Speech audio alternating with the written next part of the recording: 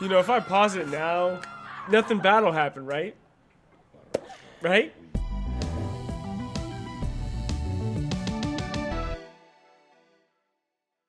Hey, what's going on, everybody? I'm Matt. This is the mic, and you're watching Matt on the mic, and I'm here with your weekly heartbreak, The Last of Us.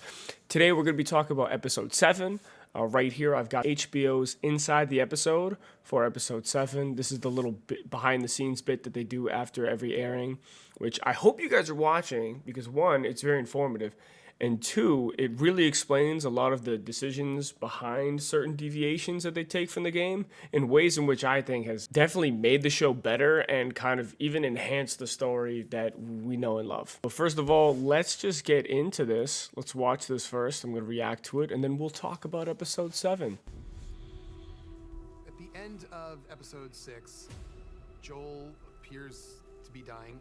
When we return to find him with Ellie, he is in terrible shape. Yeah, this is rough. This is rough to watch. I don't remember this from the game. I don't. The moment she hesitates, we are brought back in time. Yeah, that was a beautiful transition. Have not met. Yeah.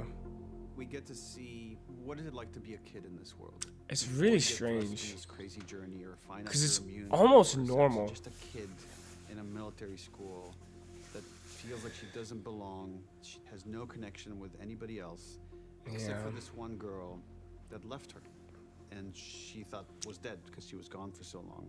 Are you okay? I'm fine. I just ran away for a bit, that's all. If you're going through some shit, you're supposed to, I don't know, talk to your best friend about it. Yeah.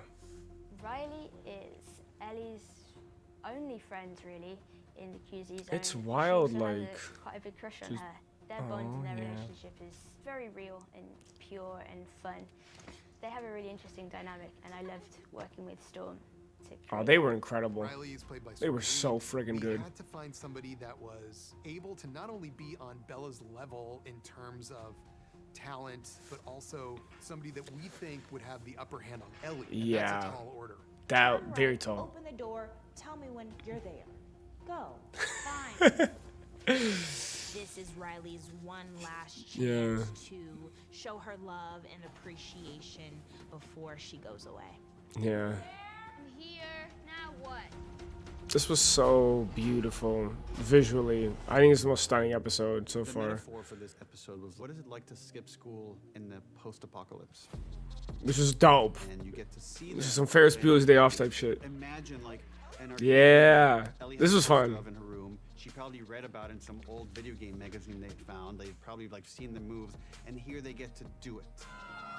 It's cool that they were allowed to use it. Obviously, HBOmax has had the Mortal Kombat movie aired, so it's kind of cool they definitely had the rights to that. I don't know if it would have been as dope without it. It's really cool to just walk around and admire the work that people do.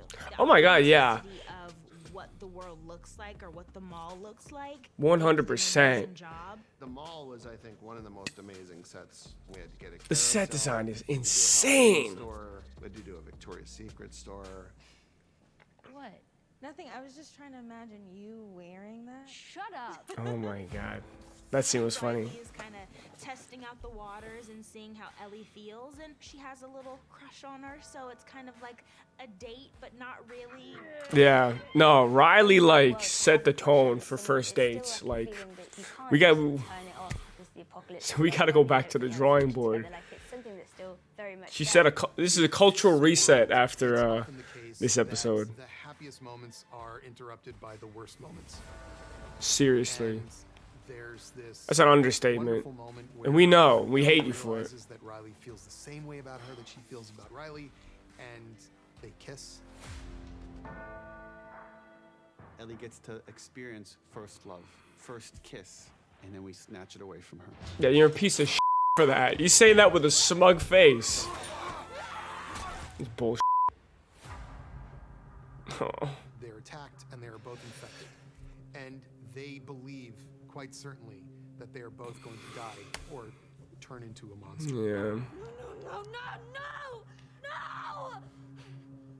Where Ellie turns dark and violent. Yeah. That's big. Smashing the store up and screaming and just furious. Riley is quiet because Riley has experienced loss. The Ellie we're seeing now has never experienced loss. And Riley does say, we're all going to the same place. Some of us just get there faster than others. But This seems so heartbreaking. on the time we have together. And then cutting That back was with beautiful. Joel when he tells Ellie, leave me, and he pushes her away. But that memory is ringing in Ellie's ears, and she knows that she's going to fight to the bitter end, because the person she loves the most now in this world is Joel, and she'll go to any length to save him. Ellie is thinking about Riley. And she's thinking about the fact that Riley didn't quit on her. Riley didn't walk away. Riley didn't let Ellie kill herself. And Ellie's not walking away from Joel. And she walks right back down there and she says, I'm going to keep this moment for as long as I can. For as long as I have you, I'm with you. Yeah, man. That shit. Woo! Man. They put that together perfectly, man. Overall, the episode, I mean, once again, how many times I gotta say this? This show just keeps getting better with each episode. I don't know how they do it. I mean, I guess I do know now after watching these. It's kind of why I do watch them, to figure out how the hell they went through this process. But yeah, no. Every episode has just been absolutely remarkable in its own unique way. Totally, the stuff that they cover, what evokes emotion out of us, is different every time. And it's just, it's wonderful. To start the episode, it was definitely interesting seeing what life is like in the QZ. It's essentially just a never-ending boot camp for these young people. I'd be interested to know, out of curiosity, who do they decide gets put into the QZ? Because obviously, you know, what Riley said in the episode, that Ellie doesn't have a family. Curious as to why she was selected to be in the QZ. What makes certain groups of children more likely to be in there versus everyone else that are just normal civilians? Because it's not like there's this adult recruitment process. The children are as much of a resource as the food that they're trying to give out, because if QZ officers get too old, they become more susceptible to being killed and exploited for their loss of strength, which then would lead to, as they would see it, obviously within their framework, as chaos and disorder, which to them it would have dire consequences, when in reality a lot of the stuff that FERMA is doing is pretty messed up, as we've seen through the eyes of many of the other inhabitants in this world. That's something that I was thinking about a lot. It's definitely unfair, the way in which they go about deciding who does what, and, you know, in this fascistic structure. It's tough. It's like we see in schools, where children who are naturally inclined to want to be free, to want to do things, to want to enjoy themselves and express themselves, are often punished for that, for the sake of conformity. And this is kind of dialed up to an extreme case where the children are in a world that they didn't make, obviously, they were born into, and their natural inclination as their development is to want to just experience things, be around one another, and express themselves. But you're not allowed to do that in the QZ. You know, part of it is they're stripping, not only have they stripped the freedom of the people inside the QZ zones, but they're stripping the individuality from their own members in an effort to make them more susceptible to following orders and make them more open to committing acts of violence against people for the sake of order. Kind of seeing the ways in which Ellie talks about being put in the hole, the officer at the beginning of the episode talking about, you either get the keys or you go on patrols. All they care about is just not having the shitty job. Riley was basically told, like, yeah, you're gonna work in the sewers. Because of what? For what reasons? A lot of the times we see in these systems, whether you work in them in your own occupation or other settings, you're never really given positions based on capability, because clearly Riley is a very capable individual, she describes being stealthy and kind of moving throughout the city undetected. She's someone who's been able to live sufficiently on her own inside a mall and using tools and creating weapons. She created bombs, which is very capable, but, you know, what would FERMA have her do? Just sit in the sewers because she didn't listen enough? So a lot of the time in these institutions, one's capability rarely determines their actual role. It's more so just about who listens and who who's a kiss ass more. Seeing Riley come back into the fold, see her show up and speak to Ellie, take her out on this like last goodbye night was really awesome. I think Storm Reed and Bella Ramsey's chemistry was fantastic, as is everyone's chemistry in this show, but theirs specifically, I really did feel the camaraderie. Like this was like a teenage romance, even down to like drinking liquor on a rooftop and going throughout the mall. The sequence was just beautiful, and it's a shame. I said throughout a lot of the times of my reactions, and I can maybe play some clips here, that I'm like, yo, could we just like stop the episode? Like just right now, because nothing bad's gonna happen, if we don't go forward. They could just live happily forever in this mall. And sadly, knowing this show, knowing this game, knowing Neil Druckmann, that's not the case.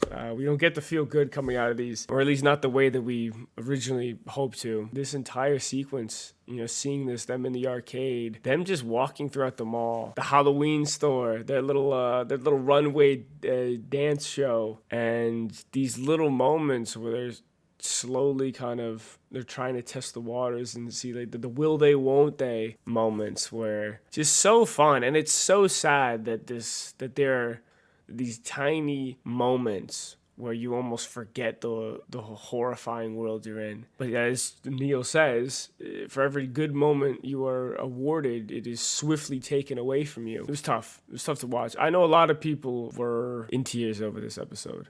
What they did was remarkable. This show just finds new ways to just push storytelling and quality. I'll say it again and again. It's a shame that other people are going to put out TV shows this year because they don't stand a chance on how going up against The Last of Us, especially knowing where we're going. But yeah, right here, looking at this scene, for them to have such a beautiful and vulnerable moment of expressed love immediately interrupted by a clicker, by a monster, a grave reminder of the dark world they live in, it's bull. That's what it is. That's really bull. As they mentioned in this, it was very foreshadowing seeing Ellie's reaction of, her first loss, the absolute anger and frustration and violent way in which she expressed that pain by breaking and smashing everything. And Riley's just her stillness in that moment, having experienced loss. Her line was beautiful about not giving up the time we have left was incredible. I think the way that they cut it between where we ended in episode 6 and where we're going, kind of showing, why Ellie has this determination, the lengths that Ellie will go to protect and save the ones she loves, her propensity towards violence, as we saw, that is something that's going to come up big in the future. If you know, you know. And it definitely, it worries me, man. It worries me about the type of we're going to be seeing going forward from this season and beyond, because man, it doesn't get any easier from here. Despite all that, for them to make us feel these little moments, and you go through these periods of merry-go-round inside the mall, which was gorgeous. It was beautiful to see. The arcade sequence in the Halloween store, like I said before, the lighting of those, the expression of color, and those moments where they're beginning to see each other for